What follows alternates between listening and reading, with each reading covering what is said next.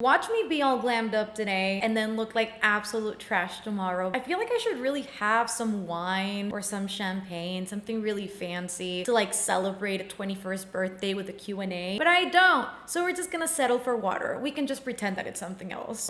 Hello book reading friends, welcome back to my channel, or welcome if you're new. My name is Melanie. I always do this little dance whenever I like start my intro. It's kind of weird. But today I bring you a Q&A, and this Q&A is in honor of my 21st birthday. When I am currently filming this, I'm still not 21, but by the time this video goes up, which is the 27th of October, I will be 21 years old. I think for me, at least in the current climate that we're living in, it's so crazy to even think about celebrating a birthday, let alone think about how quick the year has gone by, because I feel like I am still kind of stuck in March, and it is both a scary and exciting number. If you have yet to subscribe to my channel, don't forget to do so down below for more bookish content. I am constantly uploading videos around 2 to 3 a week, plus all the live streams that I also do, and you can also follow me on all of my social medias, which are always linked down below, as well as my Amazon wishlist. And without further ado, let us just get right started with the questions. I asked you both on Twitter and here on YouTube to drop me some questions. They could be either book or non-book related so that I could answer them on this video, and I got a lot of questions, so let's just get right into it because I'm excited. I don't know what it is about Q&As, but I absolutely love them. Maybe it's the fact that you get to know me a little bit better, or the fact that it's a more chill, toned down video, but whatever it is, I am here for every second of it. I am going to answer this question first because I get this question all the time, and Monica asks, where are you from? Nobody can ever pinpoint where I'm from, and I totally understand why. I am actually from Panama. It is right in Central America between Costa Rica and Colombia. That is where I was born. That's where I live. That's where I've lived my entire life. However, my family is pretty mixed from both sides. From my dad's side of the family, we are Lebanese, and then from my mom's side of the family, we are German and Spanish. So I think I pull from a lot of cultures, which is why maybe people would never guess I'm from Panama. She also asks, what do you do for a living? I am a professional makeup artist. It's what I've been doing professionally for the past 2.5 years or so. It started as a hobby. It started as a YouTube channel. It really started like everything does in social media, I feel, and it slowly started progressing until I realized that it was something that I loved very much and that I had right in front of me the entire time, and maybe it was something that I could pursue professionally. So I decided to go to makeup school in New York to Makeup Forever Academy, and the rest is history. She also asks, what made you decide to start this channel and how did you go about starting it? Lots of questions, sorry. I actually decided to start the channel as an escape from the makeup world. I think, like I stated before, it is so overwhelming and it is so fast-paced, and there's also this huge expectation that comes from it. I just needed something to completely escape my work life, and this year I also started reconnecting with books. I was an avid reader when I was really young. I started watching booktube again, and literally one day at midnight I was like, what happens if I just start a booktube channel? Like, it's not like I'm doing that much anyway. I'm not going out because we're in full quarantine over here, and let me just start this just for the shits and giggles. And so I did start it, and now we're here. If I do say so, it is probably the best decision that I made in 2020. And how I went about starting it, I literally just used the equipment that I had for makeup. I would just suggest, if you're even thinking of starting a YouTube channel, whether it's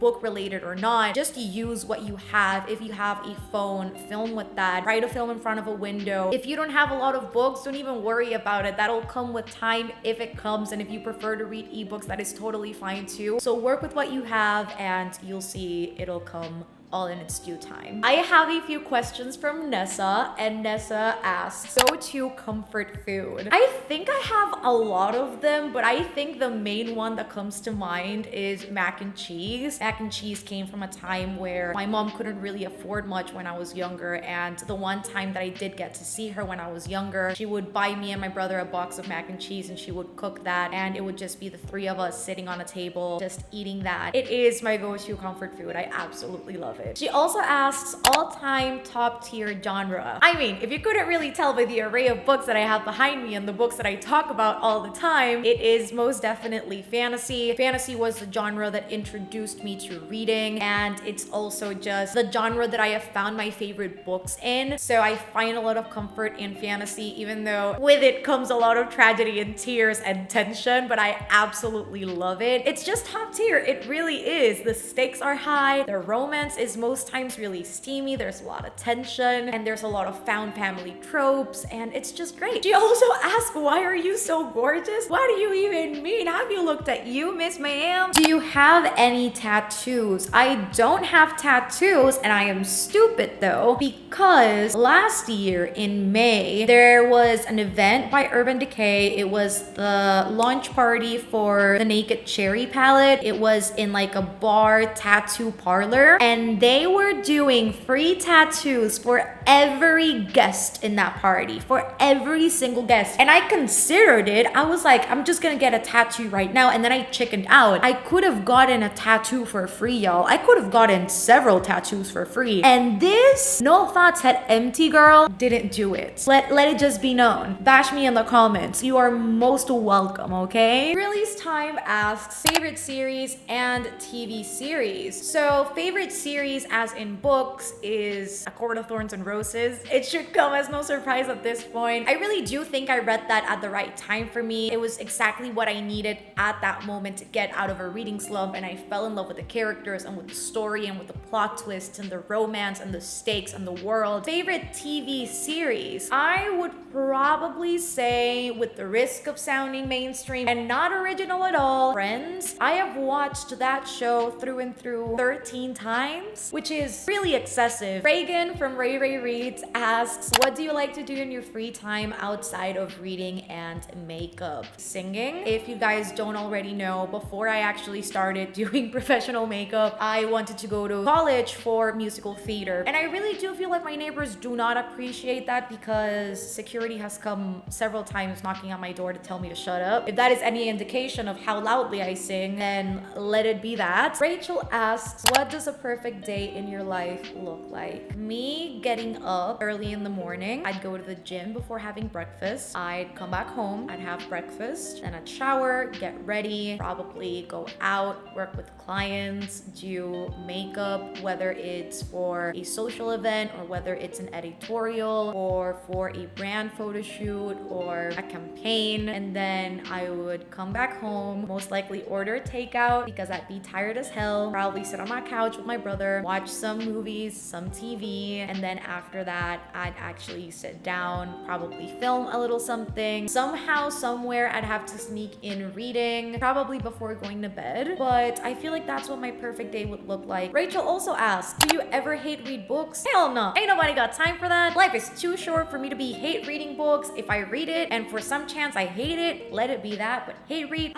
She also asks, last book you DNF'd. I don't think I've ever DNF'd a physical copy of a book. Ebook though, I DNF'd The Sun Is Also a Star by Nicola Yoon, and I also DNF'd The Ballad of Songbirds and Snakes by Suzanne Collins, which is the prequel to The Hunger Games. What is a fun fact most of us do not know about you already? So I literally asked my brother, and he's like, what is that thing you do with your finger? Okay, let me show you guys. I don't think this is I don't know if this is a fun fact that I want you guys to know, but it's the one I'm sharing. I can actually twist my finger completely all the way to like the back of my hand, all the way around. Is that weird? That's the fun fact that you're getting. I don't think that was the one that you were expecting though. Danielle asks, is there any genre that you wouldn't read in or don't like? It's not necessarily that I wouldn't read in or that I don't like. I just haven't found books that I enjoy. Is sci-fi. I am definitely not a big sci-fi reader, and maybe that's because, again, I haven't found the right books for me and my personal reading taste. So if you have any sci-fi recommendations, please leave them down below, because I just can't seem to find any that I feel inclined towards. Therese from Bring Me the Books asks, if you're given only one chance to keep one book for the rest of your life, what book would it be and why? She really does want me to suffer, because it is a well-known theme throughout every booktube channel that we cannot seem to pick just least one thing. I mean, I'm always inclined towards saying A Court of Mist and Fury, which is the second installment in the ACOTAR trilogy, which is no longer a trilogy but a series now. But that book just gives everything that I want. Okay, it's from Sid. She asks, favorite parts about the place you live? The national food's pretty great. You will see anything made out of plantain over here, and that's just my jam. Patacones, goyoría, plátano en tentación, like that is all so good. Sancocho. Sancocho doesn't really have plantain in it, but it's just like chicken soup, but it's, oh, so great. Just also going to the provinces here and the little towns, you can find some of the most gorgeous places like filled with nature here in the most random places. If you go probably like 30 minutes, an hour away from the city, the beaches here are also really beautiful. Bocas del Toro is a place where people go surf, and it's just, again, such a gorgeous place. The water is in like pristine shape. It's all incredibly blue. You would never guess that it would be from here. You would think it's like Bora Bora or like, I don't know, one of those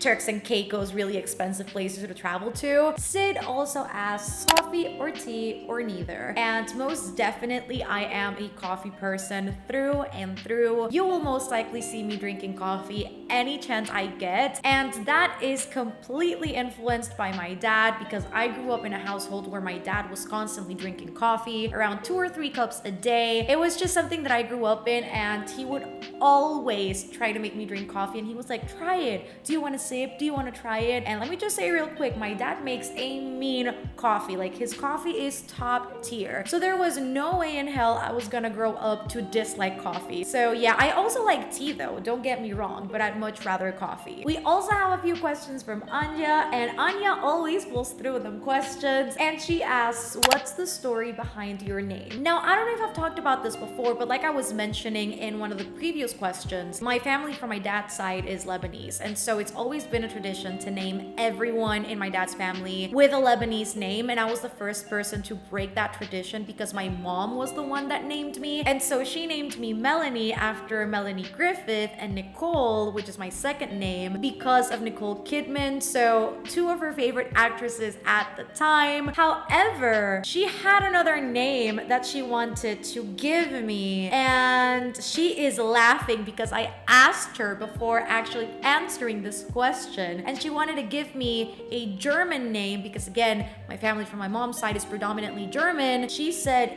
Iskra. Iskra, is that Iskra? Iskra? Iskra? I don't know how to pronounce that. And then Raquel as my second name. Then we have a few questions from Tiffany, from Read by Tiffany. Favorite part of booktube? I started this literally as an escape again, and I had absolutely no expectations of what would happen if I started booktube. So I had 0 expectations, but the fact that I got into booktube and I have managed to make some of the best friendships ever with some of the kindest, nicest, just warm, beautiful people ever is just astonishing to me, because I never thought that that would happen. I am every bit grateful and excited that that's happened. They are just such amazing friends, and I would not change them for anything in the world. So that is one of my favorite parts of booktube, but also reconnecting with books has been one of my favorite things about starting booktube, because again, I was an avid reader when I was younger and I fell out of it, and now in such a hard time, shielding myself in books and losing myself in new worlds has just been a blessing, really. And so that's also been a really cool part of it. But also,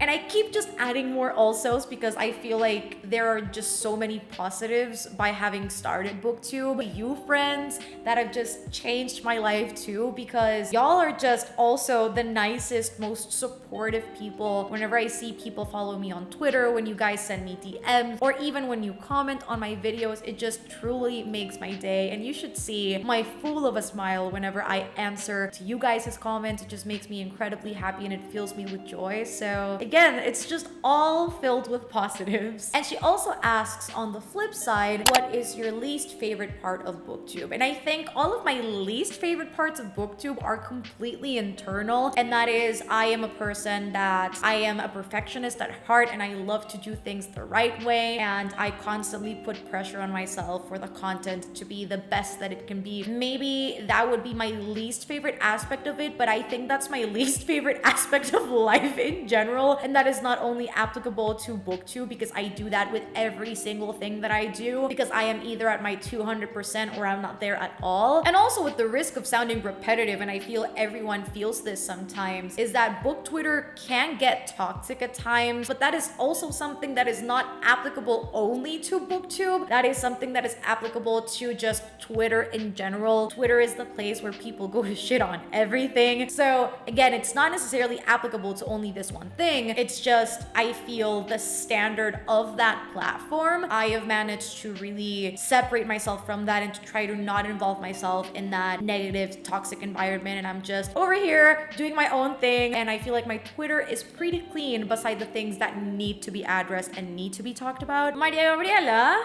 which is one of my friends, MG, she always just wants me to suffer. And she always drops the most insane questions. Drop 3, save 1. Red, White, and Royal Blue, Cemetery Boys, Chain of Gold, and The Invisible Life of Addie LaRue. They are all, for the most part, 5 stars. Drop 3, save 1. The answer that my brain is coming up with is interesting. I feel like I always say Cemetery Boys or Addie LaRue for everything, but I think I'm gonna have to go Chain of Gold, actually. I'm a basic bitch, and I'm gonna just say Chain of Gold. Justice asks, favorite memory from this year? Favorite memory from this year? I feel like that would be tough because I feel like my memories start from March onwards, because apparently the bad outweighs the good.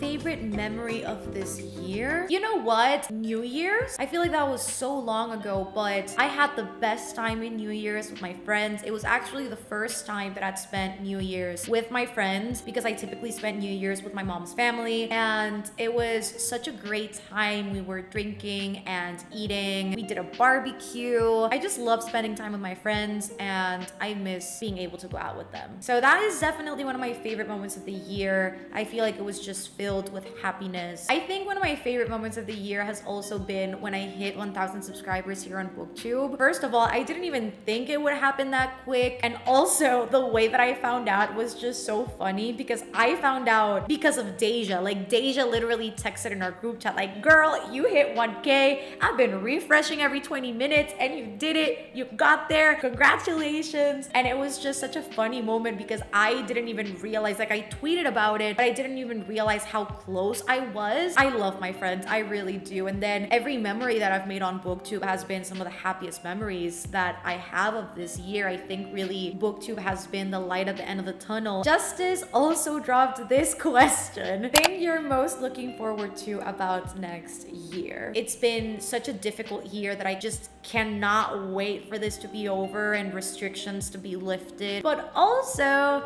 I just want the next book in Aquatar and the next book in Crescent City, and I want the next book in The Last Hours, and I want the new Aiden Thomas book, and I just want all of the new book releases that 2021 is gonna bring. Maury asks, favorite POV style to read in? That is most definitely third person. Don't get me wrong, I love first person. I feel I enjoy first person a lot more in contemporary. Would feel a little bit odd to me if it was in fantasy. So most definitely third person. And that ties in with the point that I mostly read fantasy. So I love me a good third person where we can follow more than one character, but we have that close third. It's all top tier in third person. 5 favorite characters from different books. Ooh, that's a tough one. I think I would say Rhysand from Aquatar. I absolutely loved Maritza from Cemetery Boys. I would probably say Annabeth from Percy Jackson. That is one good throwback. I love Annabeth. I would probably say Katai from the Poppy War. I absolutely loved Katai. He was such a wholesome, just grounded character. Alex Claremont Diaz from Red, White, and Royal Blue. I know I'm forgetting so many characters, but those are the ones that come to mind, so I'm just gonna stick to those. Maury also asks, if you could only recommend one movie and one book forever, what would they be? I feel like I always recommend this Spanish movie. It is a thriller and it is called The Invisible Guest. It has Mario Casas in it. It's one of the best thrillers that I've ever watched. And let me just say real quick, I've talked about this before actually in a Q&A, which is is ironic. Spanish people really know how to make their thrillers because they be up in that game, okay? They know what they're doing. And then one book that I could recommend forever, it would definitely be Scythe by Neil Shusterman. I just absolutely loved this book. It was a 5 out of 5 stars for me. Everything about this book was so immaculate. It is definitely hyped for a reason. I do have a book review, so I'll leave it linked down below. It is spoiler free. So if you want to know all my thoughts, you can totally go ahead and watch that. So I am definitely recommending this one because if not, I would be recommending a fantasy, probably written by Sarah J. Maas. And I feel like I've talked about her enough in this video. So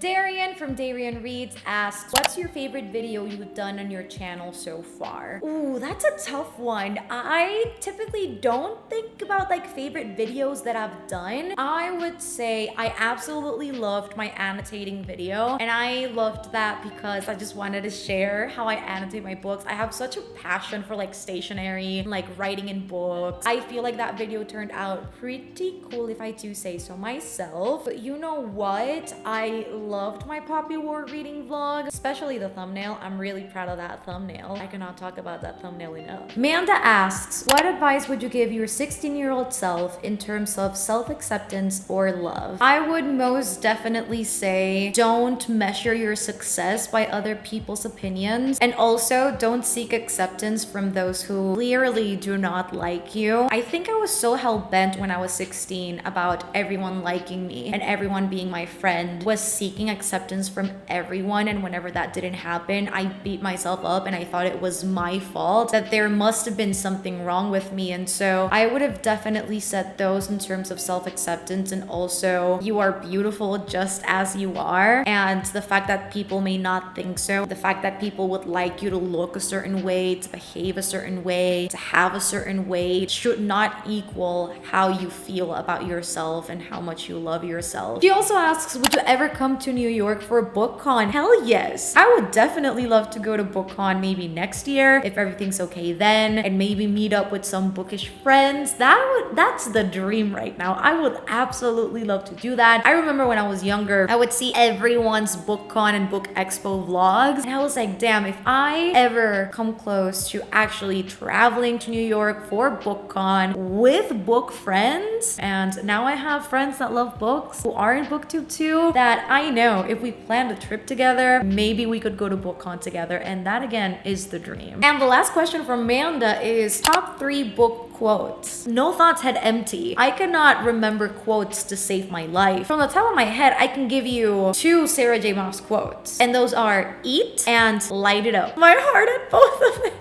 Not me tearing up. I love those 2 quotes so much, but if you asked me any other quote, girl, no thoughts, set empty for real. Maya asks, if you could move anywhere in the world, where would it be? I think one of the places that has called me the most is New York. I have gone to New York twice, and I absolutely loved there, just the rush of the city and all of the different places that you can visit and the little cafes. It's just, there's something about New York. I love New York. I love New York even though it's expensive. But if it wasn't New York, I think I'd love to say maybe London. When I went to London, I absolutely fell in love. I think London and New York are similar in so many ways, and despite the fact that they're big cities, of course, Oxford Street gives me the biggest New York vibes. If it wasn't any of those 2, I don't know anything about the political landscape and the economical living situation in that country, but I would love to live in Germany. When I went to Germany 5 years ago, I fell in love with Munich.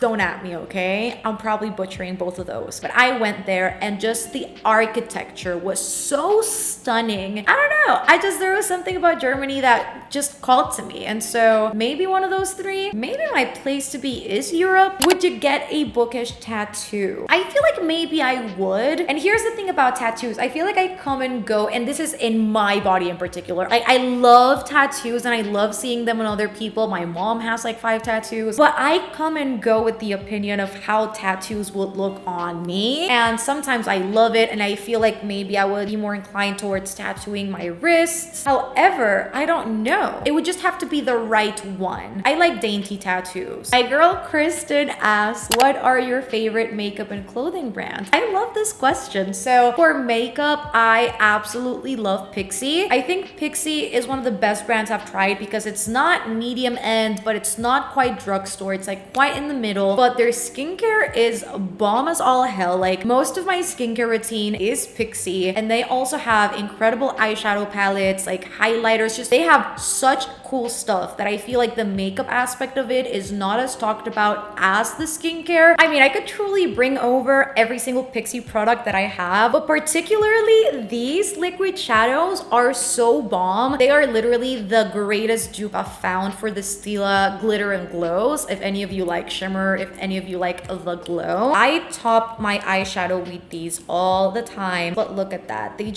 They're so reflective, they're so shiny, they're so glittery. I would also have to say Makeup Forever. Not only do they have a lot of incredible products, they are on the pricier side of it, but I mean, this is for me also because I use most of these brands for professional use, but also for my own personal use. But Makeup Forever is one of the best brands that I've tried because they are so inclusive. They have so many shades of foundation, so many shades of concealer, quality, top-notch products that again, I use all the time in my professional makeup kit. And then with clothing brands, even though of course I would like to get out of it because the story behind it is really just awful, it is what is most accessible for most people. That being said, I do love Zara. What's it called? Topshop. I really like Topshop as well. They have some really cool stuff. I just buy from wherever I can here in Panama because we don't have some of the bigger clothing stores here, so I just buy from wherever I can get. She also asks, do you write? And oh boy, do I. I started drafting a novel, which is dusting. It's collecting dust on my Scrivener, but I do write, and Kristen actually made me sign up for NaNoWriMo, so let's see how that goes because we're doing it together. You're gonna be my support system. We'll see if this is finally the year where I finish drafting a damn novel because it needs to happen. I need to get my head out of the gutter, honestly. My boo Jaleesa also asked several questions, and the first one she asked was, if you could make 3 of your wishes come true on your birthday, what would they be? If I could make 3 wishes become true tomorrow, let's have COVID eradicated. I am having the biggest brain fart, but honestly, just COVID needs to be over. So I would make that wish for sure if it would become true tomorrow. I would also